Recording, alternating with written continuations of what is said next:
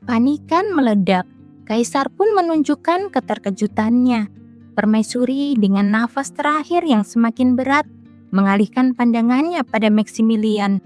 Dia sadar bahwa selama dia masih hidup, Maximilian tidak akan bisa membuang dendamnya dan mungkin akan berusaha menyingkirkan putrinya.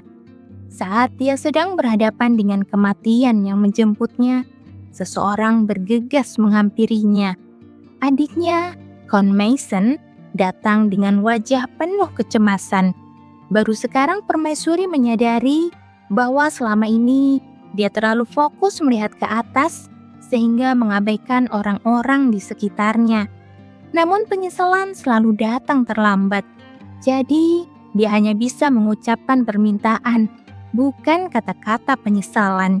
Dia meminta adiknya itu untuk menjaga putrinya Beatrice. Setelah itu, dalam pandangan permaisuri, muncul wajah yang dikenalnya bergegas mendekatinya. Melihat wajah pucat putrinya, dia tidak ingin putrinya melihat dirinya dalam keadaan busuk seperti itu. Dan sebelum nafasnya habis, dia kembali mengingat kata-kata Leticia yang menasehatinya, yang memintanya untuk berhenti, karena dia akan menjamin keselamatannya dan juga putrinya. Isabel bertanya dalam hati, apakah dia seharusnya mendengarkan nasihat itu sejak awal? Namun akhirnya, permaisuri mengembuskan nafas terakhir dengan penuh penyesalan. Meskipun Beatrice bisa keluar kapanpun dia mau dari ruang bayangan, Beatrice memiliki firasat yang tidak enak. Jadi, dia dan Kylan melumpuhkan para kesatria yang hendak menghalangi mereka dan menggunakan sihirnya tanpa segan. Setelah mengikat mereka, dia memutuskan untuk kembali ke ruang pesta secepat mungkin. Sepanjang perjalanan menuju aula pesta, hatinya terus merasa gelisah. Sambil menenangkan diri, dia tetap mempercepat langkah kakinya.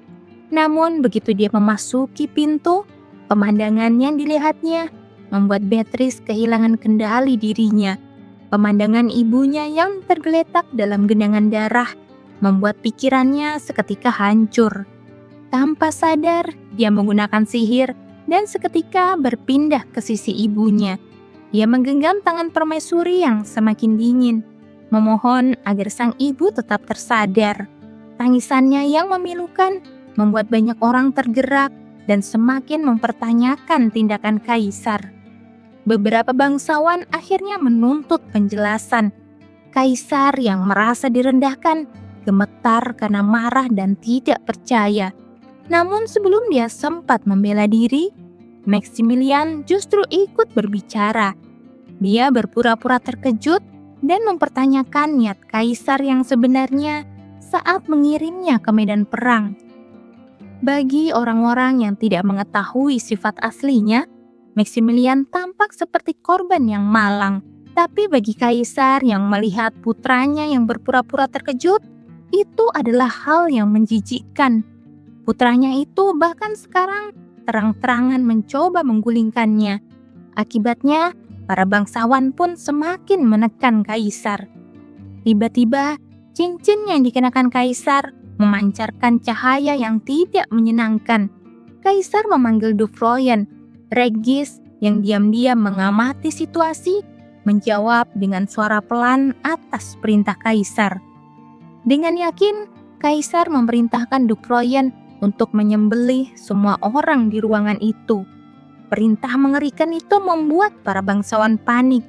Namun yang lebih mencengangkan adalah bagaimana Dufroyen menyatakan kesediaannya mematuhi perintah itu.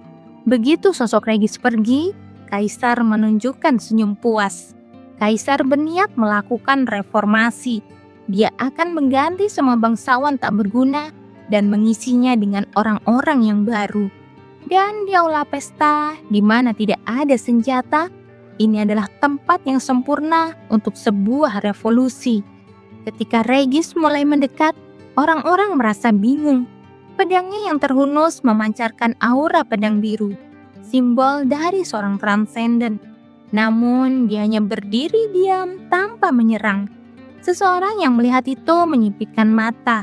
Itu adalah Count Arlo. Menurut ayahnya Rose, itu adalah teknik yang sama yang menebas puluhan kesatria Tezeria yang bersenjata lengkap sekaligus. Semua orang tersentak dan mulai berlari untuk menghindar. Saat orang-orang menjerit dan mundur dengan kacau, seseorang melangkah maju tepat di depan pedang Duke Floyen. Jubilian, putri tunggalnya sendiri, memanggil ayahnya dengan harapan kecil bahwa Regis masih mengenalinya. Namun, Regis yang pikirannya dibelenggu oleh kekuatan cincin terkutuk hanya mengayunkan pedangnya tanpa ragu. Melihat aura pedang yang menerjang, mereka yang pernah ikut dalam peperangan berpikir bahwa mereka juga akan tumbang dengan tubuh yang terbelah. Tapi Jubilian tidak menghindar. Dia menggunakan sihirnya. Aura perak yang jernih dan indah menyelimuti area di sekitarnya. Orang-orang yang melihatnya tidak bisa menyembunyikan keterkejutan mereka. Benturan antara sihir dan pedang memekakkan telinga.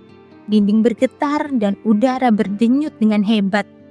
Mungkin karena itu adalah serangan fisik, aura pedang ayahnya lebih sulit untuk ditahan daripada serangan yang dilancarkan oleh Fafnir. Jubilian menahan serangan itu dengan seluruh keberanian yang dia miliki. Jubilian menatap ayahnya. Entah karena hipnotis yang lebih kuat dari sebelumnya, cahaya aneh bahkan keluar dari mata Regis. Dalam pikirannya, Jubilian mengingat rencana cadangan yang telah dia buat. Jika ayahnya sampai kehilangan kendali, dia akan menahannya sendiri sampai energi sihir dalam cincin itu habis. Semua alat sihir memiliki batas, begitu pula dengan cincin itu. Dan sebelum kehabisan energi, dia akan terus berdiri sebagai penghalang yang melindungi semua orang. Jubilian menatap Kaisar. Tepatnya, Jubilian menatap cincin yang melingkar di jarinya. Cincin yang menjadi sumber semua kekacauan. Kaisar menatap Jubilian dengan mata yang berkilat penuh keserakahan. Kekuatan Jubilian memang layak untuk membuat cincin itu bisa digunakan secara permanen. Kekuatan sihir yang begitu dahsyat, yang mampu melumpuhkan serangan seorang transenden, benar-benar kekuatan yang setara dengan dewa. Kaisar pertama Altair adalah seorang magia agung dengan kekuatan yang tak tertandingi, yang berhasil menyegel ayahnya sendiri dan menaklukkan seluruh benua. Sama seperti itu, Kaisar juga berpikir bahwa dirinya bisa menaklukkan tidak hanya para bangsawan, tetapi juga seluruh benua.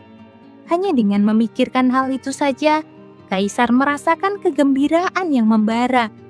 Tapi masalahnya adalah bagaimana cara merebut kekuatan wanita itu?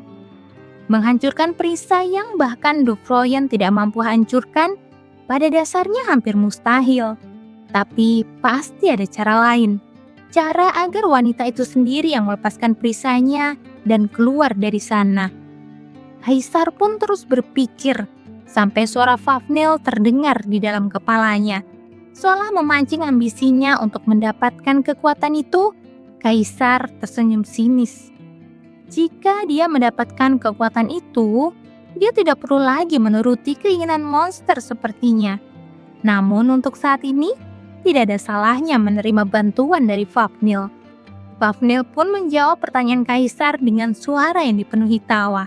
Jika Kaisar menginginkan kekuatan, kekuatan yang bisa dia santap sudah ada tepat di dekatnya. Pandangan Kaisar terhenti pada sang putri yang sedang menangis di samping jenazah permaisuri. Fafnir pun menawarkan, jika sang putri dibawa kepadanya, dia akan menyuntikkan kekuatan besar itu ke tubuh sang kaisar. Mendengar tawaran yang penuh perhatian itu, Kaisar menyunggingkan senyum. Akhirnya, dia akan menjadi seorang penyihir yang sesungguhnya. Selain itu, dia juga mendapatkan ide cemerlang yang terkait dengan kekhawatiran sebelumnya. Putrinya Regis tidak akan hanya duduk diam dan menonton ketika sahabatnya Beatrice sedang diserang. Kaisar menatap Mikhail yang mengawasinya. Dia sadar pria itu menyukai Beatrice dan mungkin akan membangkang. Maka, dia memilih memberikan perintah kepada Dragon Knight di sisinya. Seketika, Dragon Knight melesat ke arah Beatrice. Beatrice yang hanya menangis tanpa menyadari bahaya, tampak seperti mangsa yang tidak berdaya. Saat Kaisar tersenyum penuh kemenangan, tepat ketika sang kesatria hampir mencapainya, tubuhnya ditembus oleh serangan mendadak dari Kailan. Kaisar sempat terkejut melihat kemampuan pria yang dia anggap tidak lebih dari pembuat onar. Tetapi perasaan itu segera menghilang. Baginya, nasib kaum bangsawan tidak ada bedanya. Dia berniat menyingkirkan semuanya. Dia lalu memerintahkan Gale, pemimpin para Dragon Knight, untuk membunuh Kailan. Sambil menyeringai sinis, Gale menerimanya dan bersama beberapa Dragon Knight lain, mereka menyerbu ke arah Kailan. Melihat 5 atau 6 Dragon Knight datang ke arahnya, Kailan menggertakkan gigi. Meski dia cukup kuat, pemimpin Dragon Knight dan para elit di bawahnya bukanlah lawan yang mudah. Dia menyadari bahwa jika saja Beatrice tidak dalam kondisi terguncang, mungkin dia bisa membantu. Namun karena ini tidak memungkinkan, dia memutuskan untuk maju sendirian dan meminta Beatrice untuk melarikan diri. Beatrice yang tenggelam dalam kesedihan merasa kesadarannya kembali saat mendengar suara kekasihnya. Baru setelah itu, Beatrice menyadari situasinya dan mengepalkan tinjunya erat-erat. Dia mempertanyakan alasan dari semua ini. Dia tidak pernah mengharapkan cinta. Dia hanya berharap Kaisar tidak melanggar akal sehat dan kemanusiaan. Dia tidak pernah berniat mencelakai Kaisar yang merupakan ayah kandungnya sendiri. Namun, pemandangan memuakkan yang baru saja dia lihat membuat kesabaran Beatrice benar-benar habis. Jika bukan karena Kaisar, ibunya tidak akan mati. Dia berharap ada sedikit saja rasa bersalah pada Kaisar. Tetapi senyum malah terukir di bibirnya. Kesedihannya bercampur menjadi kebencian yang pekat. Perasaan itu meledak dan seketika pandangannya berubah menjadi gelap. Jubelian mempertahankan penghalangnya dari serangan berulang ayahnya. Setiap ayunan pedang menghantam dinding magisnya, dia mengerahkan mana dan bertahan. Sihir diwujudkan melalui konsentrasi dan meditasi, sehingga pengguna biasanya menjadi tidak berdaya saat menggunakan sihir. Karena itulah, dia meminta Max untuk memberikan perlindungan. Meskipun berada di atas angin, Jubelian merasakan sakit.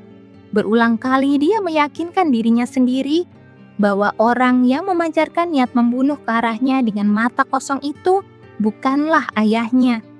Jubelian bisa membayangkan betapa menderitanya ayahnya itu. Melihat ayahnya yang seperti itu membuat kekuatan mentalnya pun semakin terkuras. Dia sangat berharap cincin Kaisar segera kehabisan kekuatan. Saat pikirannya mulai koyak, suara Veronica memberitahunya tentang keadaan Beatrice. Dia terlalu sibuk memasang perisai sehingga bahkan tidak sempat memastikan keselamatan Beatrice. Baru saat itu Jubelian melihat sosok Beatrice yang diselimuti mana yang tidak stabil namun menyeramkan. Beatrice kemudian melepaskan mana yang tajam seperti duri, menusuk para Dragon Knight yang mendekatinya. Dia tampak dikuasai amarah, seperti yang terjadi di cerita aslinya. Tetapi sebagai seorang penyihir, Jubelian bisa melihat kenyataan di baliknya. Itu adalah luapan mana karena kehancuran mental. Sihir adalah teknik tingkat tinggi yang diwujudkan berdasarkan pikiran. Sulit untuk memvisualisasikan sihir dengan pikiran yang hancur. Rose yang melihatnya terpana, tetapi Jubelian tahu apa yang sebenarnya terjadi. Itu memang tampak seperti sedang mengerahkan kekuatan, tetapi pada kenyataannya, itu adalah cahaya terakhir sebelum redup. Beatrice hanya menghabiskan mana dan kekuatan hidupnya secara sembarangan. Namun, jika Jubelian melepas penghalang untuk menolong Beatrice, ayahnya dapat melukai banyak orang.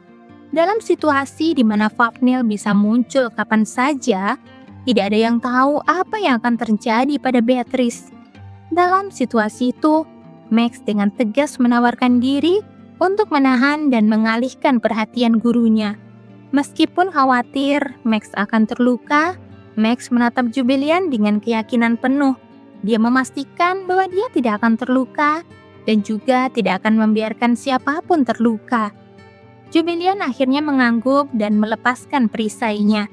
Bersamaan dengan itu, Regis menyerbu ke arahnya dan mengayunkan pedangnya. Tetapi Max dengan cepat menghalangi dan mengadu pedangnya dengan pedang Regis. Sebelumnya, Max memang tampak terdesak, tetapi sekarang Max mampu menahan pedang Regis dengan tenang. Jubilian memperhatikan mereka sejenak, lalu bergegas menuju Beatrice. Kaisar yang baru saja memerintahkan untuk menangkap putrinya, kini terkejut dan kaku. Dragon Knights hampir tidak bisa melawan sihir putrinya. Meskipun tidak sebanding dengan Transcendent, mereka adalah pendekar kelas 1 yang bisa menyalurkan mana ke pedangnya. Sudut bibir Kaisar terangkat. Bisa bertarung melawan banyak orang sendirian seperti itu, berarti kekuatannya hampir setara dengan Transcendent. Kaisar semakin bernafsu untuk merebut kekuatan itu. Melihat ekspresi santai Kaisar, kebencian di mata Beatrice semakin tajam. Kini hanya kebencian terhadap Kaisar yang ada di benaknya. Saking kuatnya, dia bahkan tidak merasakan sakit yang mencekik jantungnya. Namun, saat itu cahaya terang menerangi pandangan yang gelap. Kailan memanggilnya dan menatapnya dengan mata berkaca-kaca. Tatapannya yang penuh ketakutan membuat Beatrice tersadar akan betapa jauh dia telah terhanyut. Dia menyadari bahwa kekuatan dalam dirinya hampir saja memakan jiwanya. Saat Beatrice tersenyum pahit, dia melihat Kailan yang menatapnya dengan wajah tegang. Merasa bersalah, Beatrice tersenyum tipis. Tiba-tiba, Kailan menerjang dan memeluknya, membuatnya terkejut oleh kedekatan itu yang dilakukannya di tengah banyak orang. Rasa malu itu hanya sebentar. Dia terpaksa mengalihkan pandangannya, lalu wajahnya menjadi tegang. Aura pedang ungu tua yang memancar dari pedang Mikhail sedang meluncur ke arahnya. Namun berkat Kailan yang memeluk Beatrice dan berguling, keduanya berhasil menghindari serangan itu. Tapi masalahnya adalah aura pedang itu menyerempet bahu Kailan dan meninggalkan luka sayatan. Beatrice menatapnya dengan penuh kekhawatiran. Sementara Kailan hanya berusaha tersenyum seolah tidak terjadi apa-apa. Belum sempat ketegangan mereda, suara tawa menggema dari kejauhan. Tawa keras yang sombong muncul dari Kaisar. Nada suaranya terdengar begitu menyebalkan, seolah tidak peduli betapa berbahayanya situasi yang sedang berlangsung sekarang. Kailan merasakan gelombang kebencian menyapu dirinya. Dia segera menyembunyikan Beatrice di belakang tubuhnya dan menatap tajam pria bernama Mikhail yang tidak terduga kini menunjukkan kekuatan seorang Transcendent. Mikhail memandang Beatrice dengan penuh perhitungan. Dia tahu sang putri mampu menggunakan sihir dan dia ingin memastikan kesempatannya tidak akan digagalkan. Pedangnya bergetar, membisikkan sesuatu kepadanya, memerintahkannya untuk segera menikamkan bilanya ke jantung sang putri. Sebagai dampak dari amukannya tadi, seharusnya sang putri tidak akan bisa menggunakan sihir untuk saat ini. Biasanya Mikhail akan curiga, tetapi dia tidak memikirkannya dalam-dalam karena dorongan untuk merebut kekuatan sang putri. Tatapannya kemudian beralih pada Kailan. Mengingat penghinaan yang dia terima sebelumnya, Mikhail pun menawarkan keselamatan Kailan jika sang putri mau menyerah dan patuh. Kailan hanya menggertakkan gigi sambil melihat aura pedang yang kembali terkumpul di pedang Mikhail. Tapi kemudian terdengar suara lembut bersamaan dengan sebuah perisai yang muncul di sekitar Kailan dan Beatrice. Sebelum Kailan sempat memastikan, Beatrice dengan gembira memanggil sahabatnya Jubilian. Mikhail yang tadi penuh niat membunuh, seketika berubah cerah begitu melihat Jubilian. Di sisi lain, Jubilian memandangnya dengan dingin. Dia menyadari bahwa kekuatannya banyak terkuras, tetapi dia tetap memperkuat dinding sihir dan menilai situasi. Jubilian melihatnya dengan jelas. Aura pedang Mikhail mengarah kepada Beatrice. Mikhail tersenyum ramah. Dia meminta Jubilian untuk datang ke sisinya, karena mulai sekarang hanya dialah yang bisa melindunginya. Sungguh konyol mendengar kalimat itu keluar dari mulut penjahat paling berbahaya dalam situasi ini. Jubilian merasa kesal, namun sebelum dia sempat menjawab, terdengar Kaisar yang berteriak marah. Dia memerintahkan Mikhail untuk menyeret Jubilian ke hadapannya. Ucapan itu membuat Jubilian merasa muak. Amarahnya melonjak melihat tingkah kaisar yang memanipulasi ayahnya dan sekarang bahkan mencoba menyakitinya hanya karena dia adalah seorang penyihir. Para Dragon Knights mendekat. Jubilian mengernyit melihat seorang kesatria yang pernah dilihatnya di taman menyeringai padanya dengan sinis. Namun tepat pada saat itu, kepala kesatria itu seketika terpisah dari tubuhnya seiring dengan suara tebasan. Mikhail yang memegang pedang berlumuran darah tampak seperti orang gila. Mata ungunya menatap Jubilian dengan obsesif, sehingga membuat Jubilian gemetar. Tatapan dingin itu seolah sedang memeriksa apakah ada goresan pada barang miliknya. Saat Jubilian gemetar ketakutan, terdengar kaisar yang berteriak. Dia memarahi Mikhail karena telah membunuh Gel yang merupakan tangan kanannya. Mikhail kemudian menyeringai sinis dan langsung mengarahkan ancamannya pada kaisar. Kaisar yang marah meninggikan suaranya dan memerintahkan Regis untuk menyerang Mikhail. Cincin itu bersinar dan Regis mengangguk. Namun pada saat itu, Max menghalangi Regis. Kaisar yang diliputi kepanikan dan amarah berteriak, tetapi Max tampaknya tidak mendengar kata-kata kaisar. Pertarungannya dengan Regis memang terlihat stabil, seperti mereka sedang melakukan latihan tanding. Kemudian sebuah suara dingin terdengar. Mikhail mengancam dan menatap kaisar dengan mata penuh niat membunuh. Kaisar menatap para Dragon Knight yang menjaganya dan memberikan perintah. Setengah dari pasukan pengawal kaisar akan melesat ke arah Mikhail, sementara sebagian lainnya mengawal kaisar yang hendak melarikan diri. Namun tepat ketika kaisar hendak bergerak, ada suara rendah di benaknya yang memanggil namanya. Wajah kaisar berseri-seri. Kaisar menyambutnya dengan gembira, berharap Fafnir akan membantunya. Fafnir kemudian mengejeknya ketika kaisar kabur seperti anjing yang kalah dalam pertempuran. Kaisar mengerutkan wajah mendengar nada mengejek yang terdengar di kepalanya. Biasanya dia akan menerima perkataan itu dengan santai. Tetapi saat ini, kaisar tidak memiliki ketenangan pikiran dan menjawab Fafnir dengan dingin. Padahal, Fafnir datang dengan niat untuk membantu, tetapi kaisar malah mengabaikannya. Kerutan di dahi kaisar menghilang, lalu dia pun mengubah sikapnya. Fafnir menyeringai. Dia bersedia membantu dengan syarat dia harus dibebaskan dari bola orb yang dipegang oleh kaisar.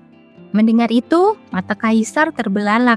Bola orb itu tidak hanya memiliki fungsi untuk mengatur kekuatan rantai yang terpasang pada belenggu, tetapi juga berisi batasan bahwa anggota keluarga kekaisaran tidak boleh dibunuh. Ini adalah pertimbangan kaisar pertama untuk melindungi keturunannya dari Fafnir. Saat kaisar memasang wajah tegang karena khawatir, Fafnir muncul dalam wujud semi-transparan dan tersenyum. Dia merayu kaisar. Fafnir hanya berencana untuk membunuh putra dan putri kaisar saja. Bahkan, Fafnir sampai berani bersumpah bahwa dia tidak akan pernah membahayakan kaisar. Sumpah naga atas namanya sama saja dengan janji yang pasti akan ditepati. Jika dilanggar, mereka akan kehilangan jati diri dan dirasuki oleh kegilaan.